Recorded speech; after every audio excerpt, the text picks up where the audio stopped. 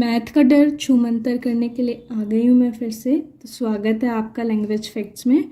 तो आज हम पिछला लेक्चर कंटिन्यू करते हैं। हमने previous lecture inverse of matrix देखा था, उसको ही कंटिन्यू करते हैं। उससे रिलेटेड क्वेश्चंस क्या आते हैं वो बताती हूँ मैं आपको। अब जैसे हमें ना यहाँ पे ए मैट्रिक्स दे रखी है और हमें ये इक्वेशन दे रखी है और हमें बोला है find A inverse. Find A inverse, तो हम उसको कैसे सॉल्व करेंगे? हम ना इस वाली इक्वेशन में प्री मल्टीप्लाई कर देंगे ए इनवर्स से। उसका मतलब क्या हुआ?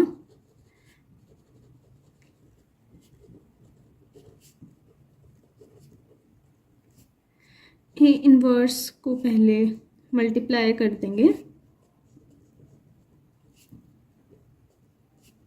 +7 ए inverse A plus K A inverse I3 is equals to 0। ये इक्वेशन है। अब A inverse into A cube, ये ए स्क्वायर बन जाता है। वो ए कहते हैं ना माइनस प्लस वो कैंसिल हो जाते हैं, न्यूट्रल हो जाते हैं। वैसे ही A inverse into A cube वो न्यूट्रल हो गए और वो ए स्क्वायर बना दिया उसने। तो ये ए इनवर्स हो गया -6a square into A inverse. A से ए कैंसिल हो जाएगा, ए रह जाएगा +7। यहाँ पे जब ए इनवर्स और ए कैंसिल हो जाएगा तो यहाँ पे हम सिर्फ 7 नहीं लिखेंगे, यहाँ पे साथ में आइडेंटिटी मैट्रिक्स को मल्टीप्लाई कर देंगे प्लस के ए इनवर्स। अगर आइडेंटिटी मैट्रिक्स की किसी भी चीज़ किसी भी मैट्रिक्स के साथ मल्टीप्लाई हो रही है तो वही रिजल्ट आएगा इक्वल्स टू 0। अब इसमें ए स्क्वायर हम पुट कर देंगे, ए इंटू ए मल्टीप्लाई करके ए स्क्वायर बन जाएगा और ऐसे ही ए की वैल्यू पुट कर देंगे आइडेंटिटी मैट्रिक्स की और ए इनवर्स से आ जाएगा।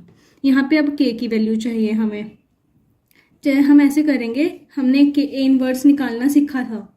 ए इनवर्स निकाल के की वैल्यू रखेंगे तो हमारा आ जाएगा के की वैल्यू भी। ऐसे कई बार होता है कि यहाँ पे अगर के की वैल्यू की अगर ऐसा कोई क्वेश्चन हो, A cube -6a square plus 7a plus 3i cube is equals to 0। अगर ऐसा कोई क्वेश्चन हो और इसको सिर्फ हमें वेरीफाई करना हो तो ईजी है।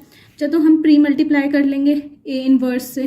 तो प्री मल्टीप्लाई करने के बाद क्या हो जाएगा? A inverse into A cube minus A inverse into A square plus 7a inverse into A plus 3 into A inverse into I cube is equals to 0। तो A square -6a plus 7i plus 3a इनवर्स is equals to 0।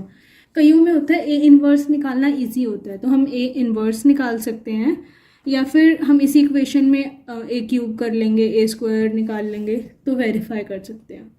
तो ये बनते हैं question के type. हम next topic देखते हैं। नेक्स्ट टॉपिक है इन्वर्टिबल मैट्रिक्स। इसका मतलब क्या होता है? इसका मतलब है हमारी कोई दो मैट्रिक्स हैं, ए और बी मैट्रिक्स, और सेम ऑर्डर की हैं। जैसे ये दो मैट्रिक्स हैं और इनका ऑर्डर है 2 क्रॉस 2, इसका भी ऑर्डर है 2 क्रॉस 2, सेम ऑर्डर की है। अगर A into B is equals to B into A, अगर ये दोनों आइडेंटिटी मैट्रिक्स के बराबर आ जाए तो हम क्या कहेंगे? B is called the inverse matrix of A and is denoted by A inverse. मतलब बी का जो इनवर्स होगा, जो हम इनवर्स निकालते हैं, जो बी का इनवर्स होगा वो ए हो जाएगा और जो ए का इनवर्स होगा वो बी हो जाएगा। ठीक है। अब इसको जैसे एग्जाम्पल है, हम इसको सॉल्व करके देख लेते हैं। ए इंटू बी करके देख लेते हैं पहले। तो ए बी के लिए क्या था? हम पहले ए लिखेंगे 2 3 1 2, फिर बी लिखेंगे 2 -3 -1 2, देन मल्टीप्लाई कर लेंगे।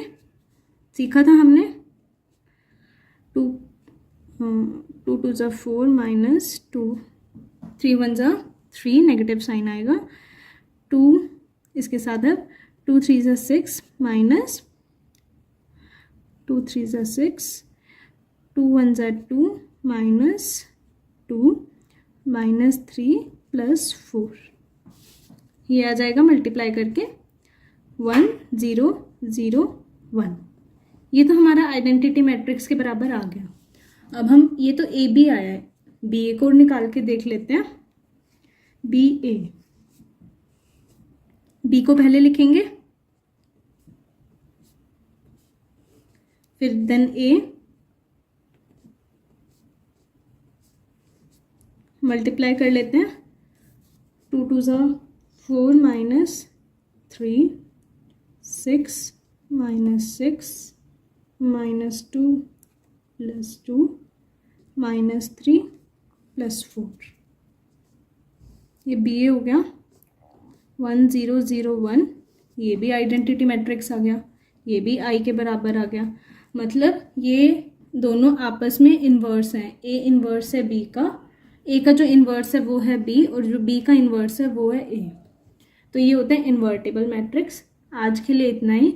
इस वीडियो को देखने के लिए धन्यवाद। इस चैनल को सब्सक्राइब करने वालों का आभार।